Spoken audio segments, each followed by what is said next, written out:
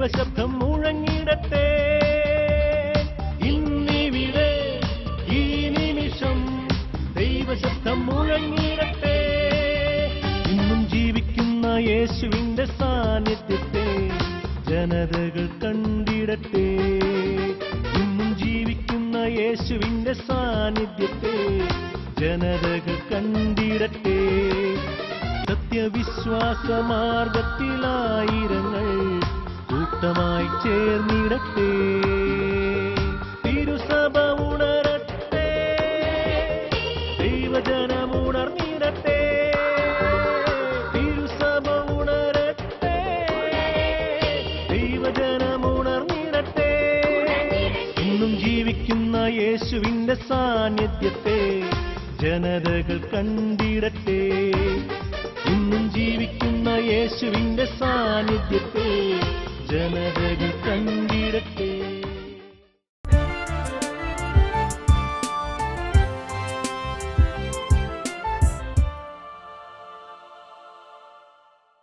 കർത്താവ് പറയാണ്, കൂടുതൽ എൻ്റെ അടുത്ത് വന്ന് കർത്താവെ തെറ്റുപറ്റിപ്പോയി എന്ന് പറയുന്നവരെ എൻ്റെ കരുണയെ മഹത്വപ്പെടുത്തുന്നു. ഹല്ലേലൂയ.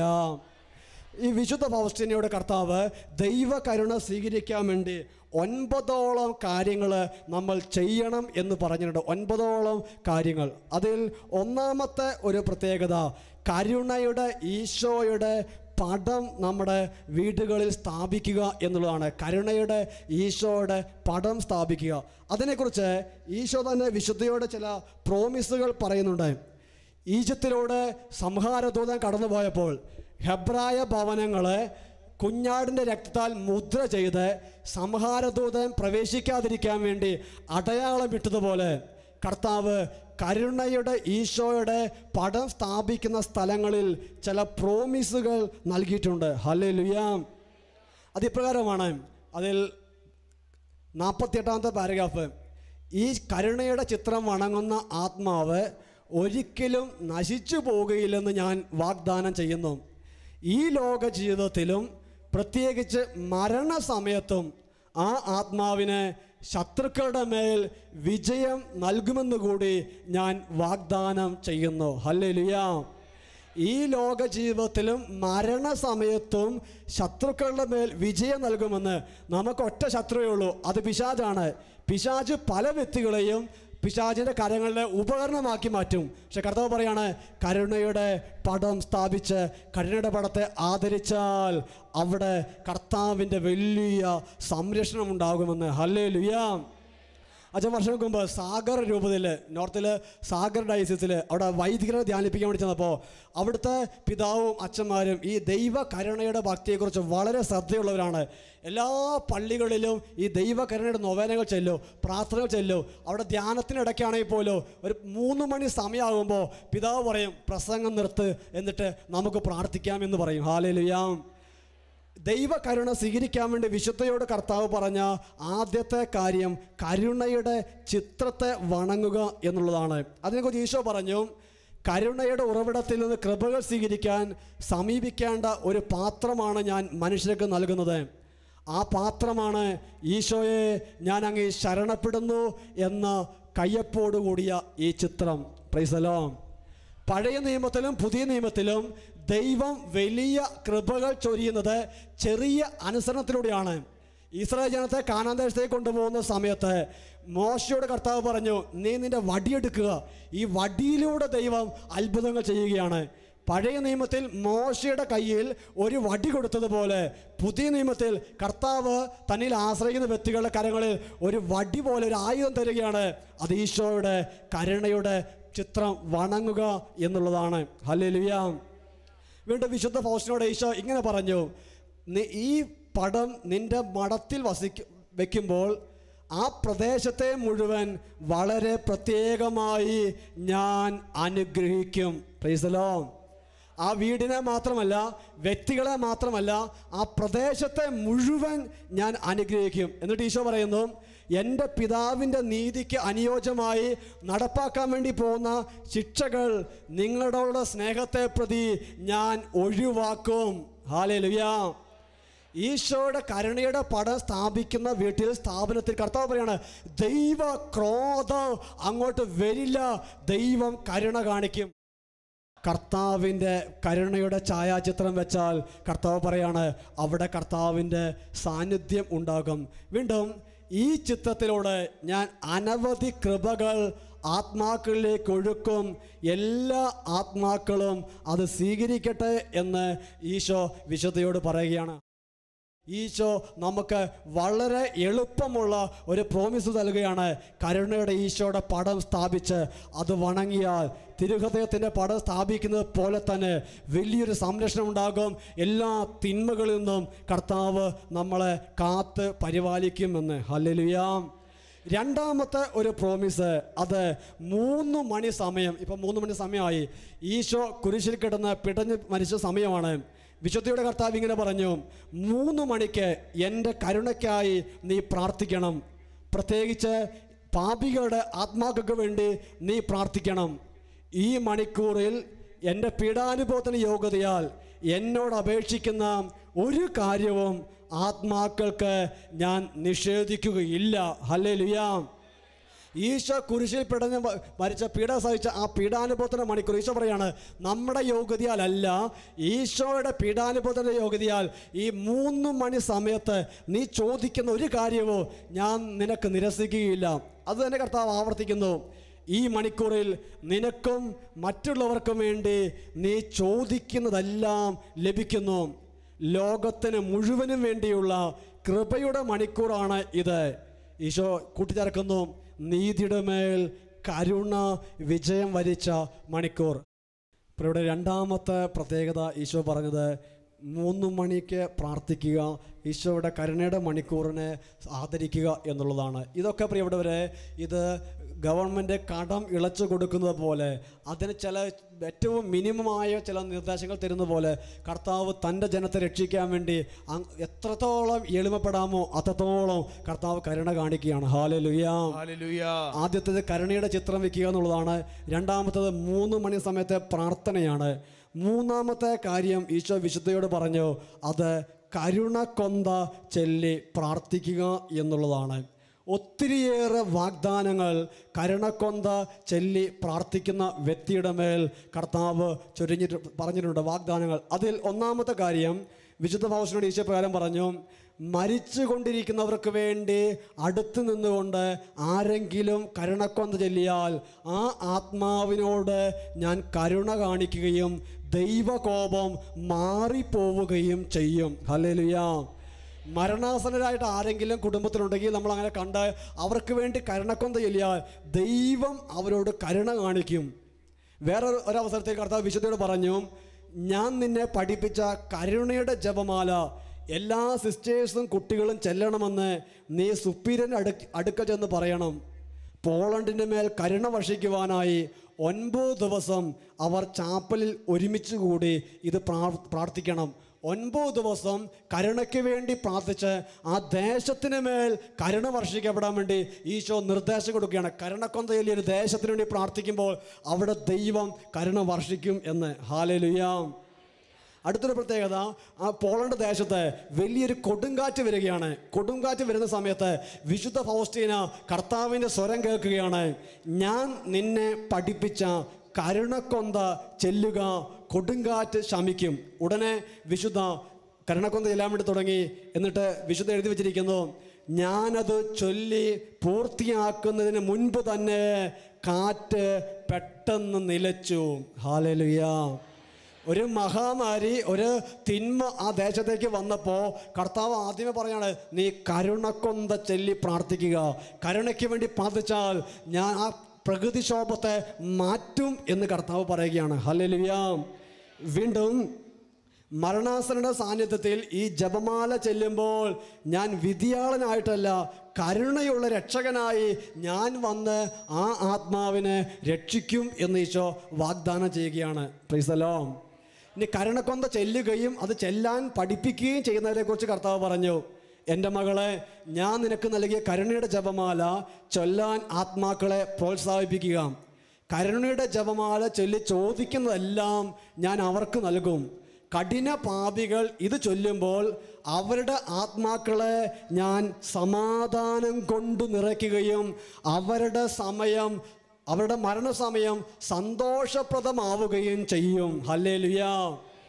ഈശോയുടെ വിശുദ്ധയോട് പറഞ്ഞു, ഒരിക്കലെങ്കിലും ഒരു കരുണക്കൊന്ത ചെല്ലിയ വ്യക്തിയോട് കരുണ കാണിക്കാതിരിക്കാൻ എനിക്കാവില്ല എന്ന്. ഹല്ലേലൂയ. ഈശോ കുരിശിൽ തറയ്ക്കപ്പെട്ടപ്പോൾ കൂടെ ഉണ്ടായിരുന്ന നല്ല കള്ളൻ അവൻ ഒരു കരുണക്കൊന്ത മുഴുവനും ചൊല്ലിയിട്ടില്ല. കരുണക്കൊന്തയിലെ ഒറ്റ പ്രാർത്ഥന ചൊല്ലുള്ളൂ, കർത്താവേ അവിടുന്ന് പറുദീസയിലായിരിക്കുമ്പോൾ എന്നെയും കൂടി ഓർക്കണമേ എന്ന്. ആ ഒറ്റ പ്രാർത്ഥന കൊണ്ട് അവൻ പറുദീസായി കയറിപ്പോയെങ്കിൽ പ്രിയപ്പെട്ടവരെ, ഒരു കരുണക്കൊന്ത ചെല്ലുന്ന വ്യക്തി കർത്താവിൻ്റെ കരുണ സ്വീകരിക്കാതെ നശിച്ചു പോവില്ല എന്ന് കർത്താവ് ഉറപ്പ് പറയുകയാണ്. ഹല്ലേലൂയ.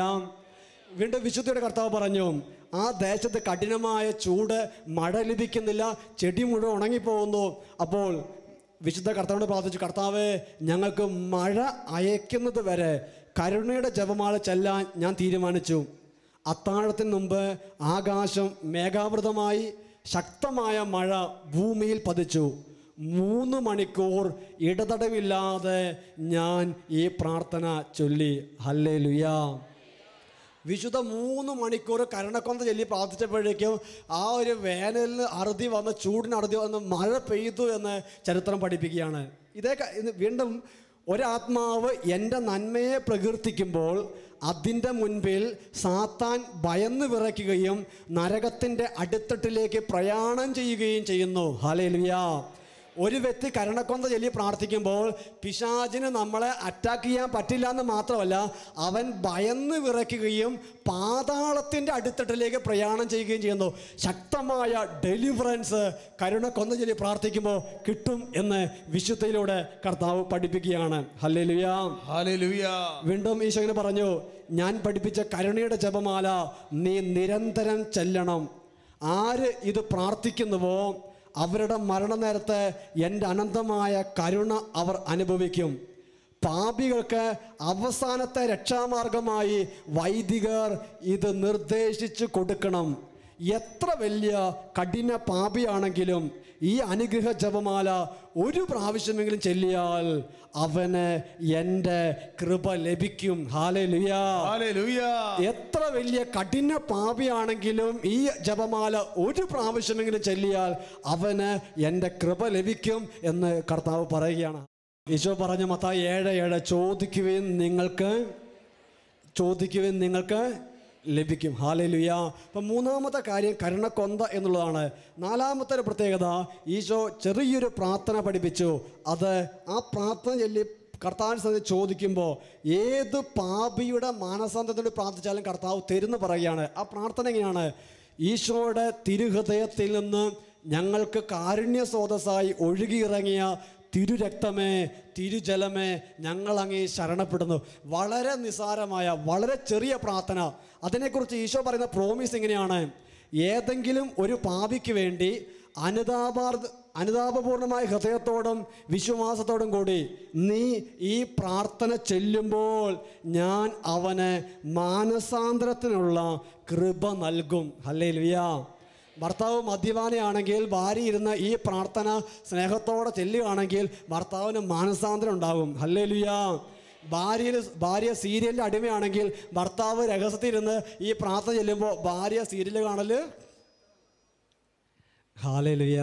കർത്താവ് കൃത്യമായിട്ട് പറയാണ്, ഏതെങ്കിലും ഒരു പാപിക്ക് വേണ്ടി അനുതാപപൂർണമായ ഹൃദയത്തോടും വിശ്വാസത്തോടും കൂടി ഈ പ്രാർത്ഥന ചെല്ലുമ്പോൾ ഞാൻ അവന് മാനസാന്തരത്തിനുള്ള കൃപ നൽകും എന്ന് ഈശോ പഠിപ്പിക്കുകയാണ്. Praise the Lord.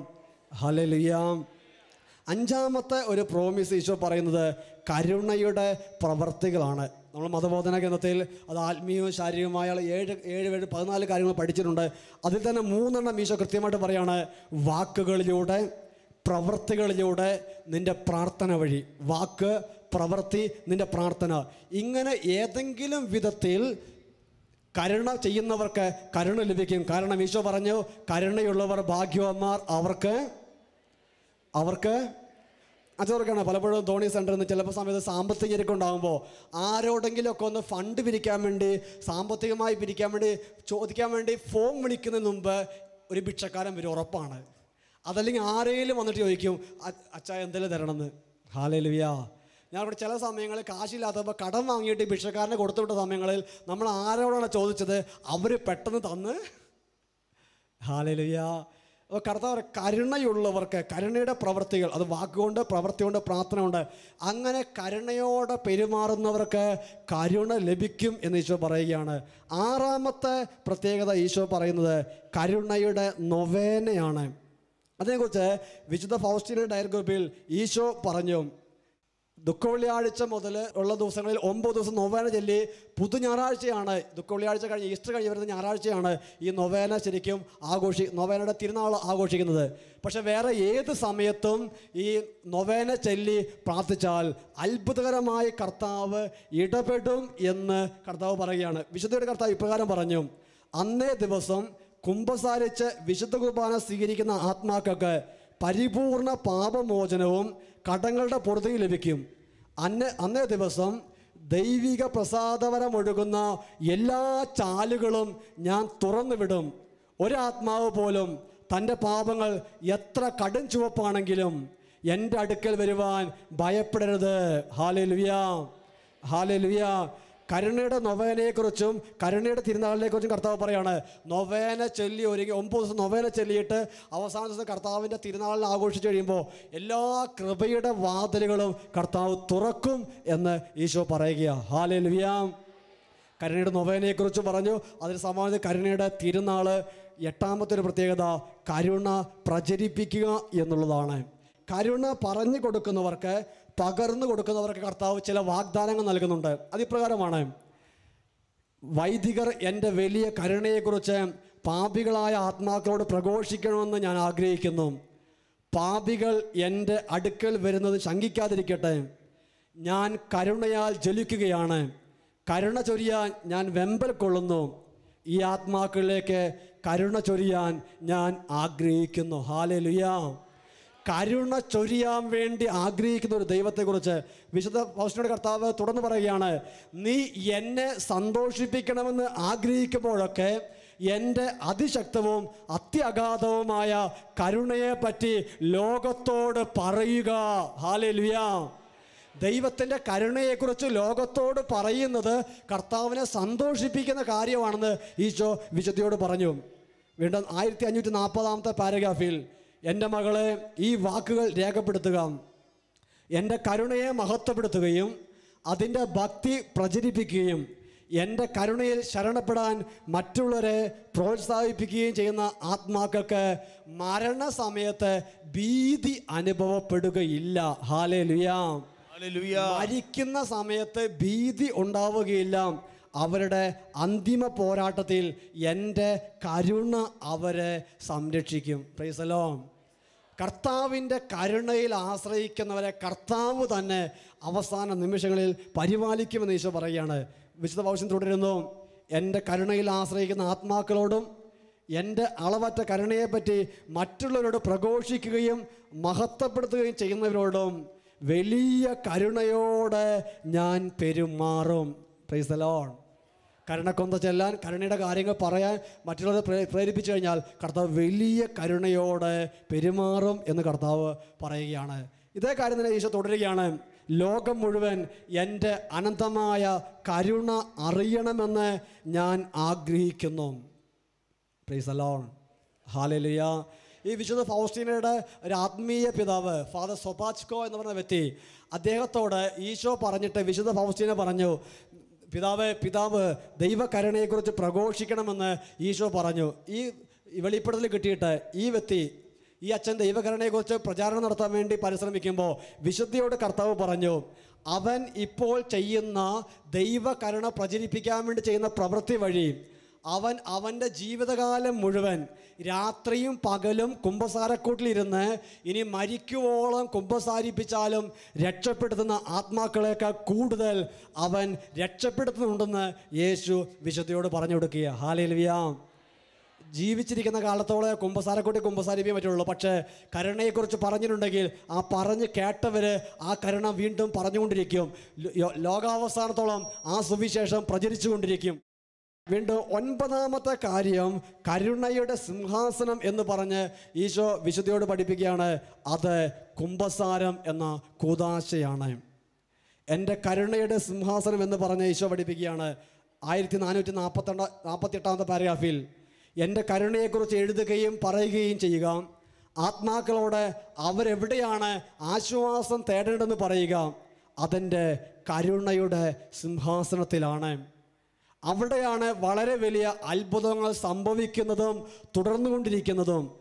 ഈ അത്ഭുതം സംഭവിക്കുന്നതിന് വലിയ തീർത്ഥാടനങ്ങൾ നടത്തുകയോ ബാഹ്യമായ ആഘോഷങ്ങൾ നടത്തുകയോ ചെയ്യേണ്ട ആവശ്യമില്ല.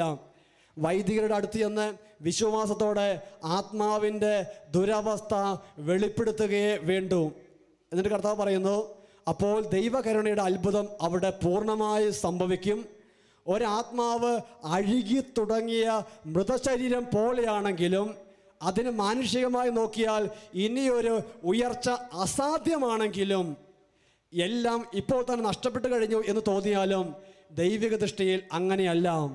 ദൈവകരുണ അതിനെ ഉയർത്തും. ഹല്ലേലൂയ. നാളെ കരുണയുടെ വാതിലടച്ചാലും കരുണയുടെ സിംഹാസനമായ കുമ്പസാരക്കൂട് പ്രിയപ്പെട്ടവരെ നമ്മുടെ ദേവാലയങ്ങളിൽ തുറന്നു തന്നെ കിടക്കുകയാണ്. ലോകാവസാനത്തോളം വൈദികരുള്ളിടത്തോളം കാലം കുമ്പസാരക്കൂടിൽ കുമ്പസാരം എന്ന കർത്താവിൻ്റെ കരുണ ചൊരിയപ്പെടുക തന്നെ ചെയ്യും. ഹല്ലേലൂയ. എന്നിട്ട് ഈശോ കരുണയുടെ സിംഹാസനത്തെക്കുറിച്ച് പറഞ്ഞ അവസാനം പറഞ്ഞു, ദൈവ കരുണയുടെ അത്ഭുതത്തെ പ്രയോജനപ്പെടുത്താത്ത ആത്മാക്കൾ എത്രയോ നിർഭാഗ്യവാന്മാരാണ്. നിങ്ങൾ നിഷ്പ്രയോജനമായി ഉറക്കെ വിലപിക്കും, എന്നാൽ അത് വളരെ താമസിച്ചായിരിക്കും. കർത്താവിൻ്റെ കരുണയിൽ ആശ്രയം വയ്ക്കാത്തവർ അന്ത്യനാളുകളിൽ ദൈവം ആത്മാവിനെ തിരിച്ചു വിളിക്കുന്ന സമയത്ത് നിഷ്പ്രയോജനമായി നിലവിളിക്കും. പക്ഷേ അത് അവസാന കാലത്തായിരിക്കും, പക്ഷേ ഗുണമുണ്ടാകില്ല എന്ന് ഈശോ പഠിപ്പിക്കുകയാണ്. ഹല്ലേലൂയ.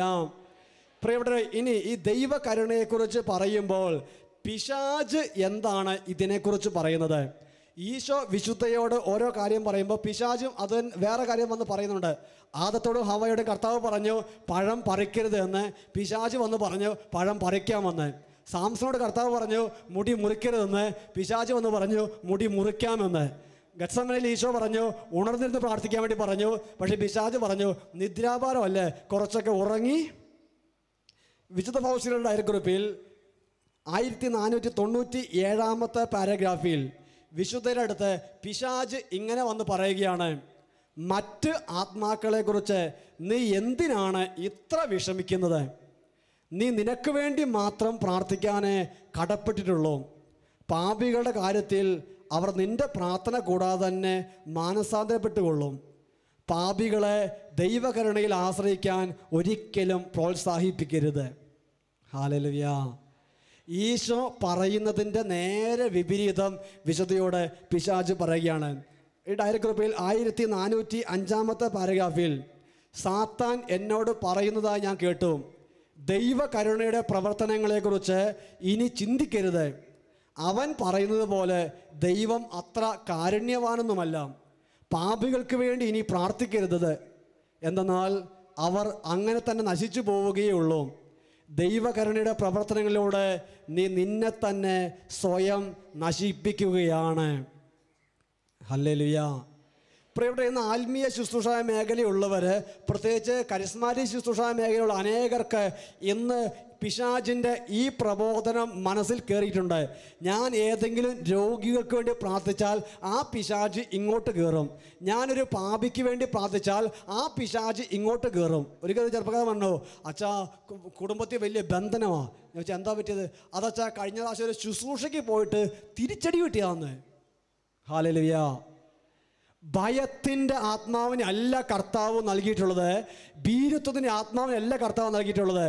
ഒരു ആത്മാവിൻ്റെ രക്ഷയ്ക്ക് വേണ്ടി അധ്വാനിച്ചാൽ, പാപിയുടെ മാനസാന്തരത്തിന് വേണ്ടി അധ്വാനിച്ചു കഴിഞ്ഞാൽ തിരിച്ചടി കിട്ടുമെന്നും പിശാച് ഇങ്ങോട്ട് കയറുമെന്നൊക്കെ പറയുന്നത് വചന വിരുദ്ധമായ ചിന്തയാണ്. ലൂക്കാ 10:19 ഈശോ പറഞ്ഞു, ഇതാ പാമ്പുകളുടെയും തേളുകളുടെയും ശത്രുവിൻ്റെ സകല ശക്തികളുടെയും ഇത് ചവിട്ടി നടക്കാൻ നിങ്ങൾക്ക് ഞാൻ അധികാരം തന്നിരിക്കുന്നു, ഒന്നും നിങ്ങളെ ഉപദ്രവിക്കുകയില്ലെന്ന്. ഹല്ലേലൂയ. ഹല്ലേലൂയ. അപ്പൊ കർത്താവിന്റെ കരുണയിൽ ആശ്രയിക്കാനും കർത്താവിന്റെ സ്നേഹത്തിൽ ശരണം വെക്കാനും ആത്മാക്കളെ രക്ഷിക്കാനും അധ്വാനിക്കുന്നതിൽ നിന്നും നമ്മളെ പിന്തിരിപ്പിക്കുന്ന പിശാചിന്റെ നുണച്ചിന്തയാണ് അതെന്ന് നമ്മൾ തിരിച്ച് അറിയണം. ഹല്ലേലൂയ.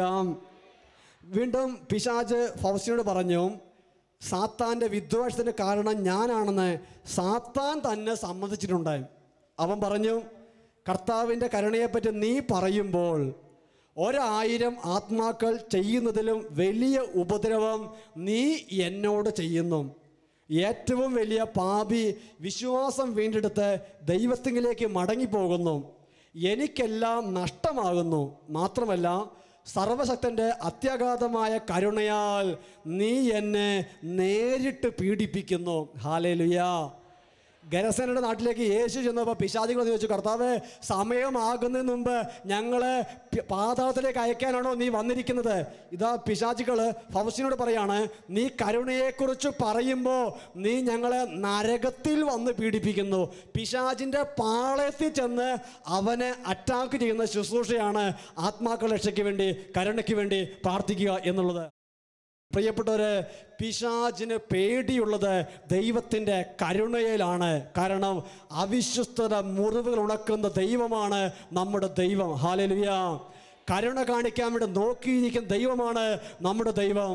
കുമ്പസാരക്കൂട്ടി കാത്തിരിക്കുന്ന ദൈവം, കരുണയ്ക്ക് വേണ്ടി പ്രാർത്ഥിക്കാൻ കാത്തിരിക്കുന്ന ദൈവം, വിശുദ്ധ കുർബാനയിൽ വന്ന് ബലിയെ പങ്കെടുക്കാൻ കരുണ ചെയ്യാൻ കാത്തിരിക്കുന്ന ദൈവം, മനസ്സിലൊന്ന് ഒരു തേങ്ങൽ വന്ന് ദൈവമേ തെറ്റുപറ്റിപ്പോയി എന്ന് പറയുമ്പോൾ കരുണ ചൊരിയാൻ വേണ്ടി കാത്തിരിക്കുന്ന ദൈവം. നല്ല കള്ളൻ, നീ നിന്നെ പർദീസയിലായിരിക്കുമ്പോൾ എന്നെ ഓർക്കണമേ എന്ന് പറയുമ്പോഴേക്കോ ഞാൻ നിന്നോട് പറയുന്നു എന്ന് പറഞ്ഞ് പർദീസയിലേക്ക് കൂട്ടിക്കൊണ്ടുപോകാൻ തയ്യാറാകുന്ന ദൈവം. ഹല്ലേലൂയ. ജെറമ്യ 33:3, എന്നെ വിളിക്കുക, ഞാൻ നിനക്ക് മറുപടി തരും. Praise the Lord.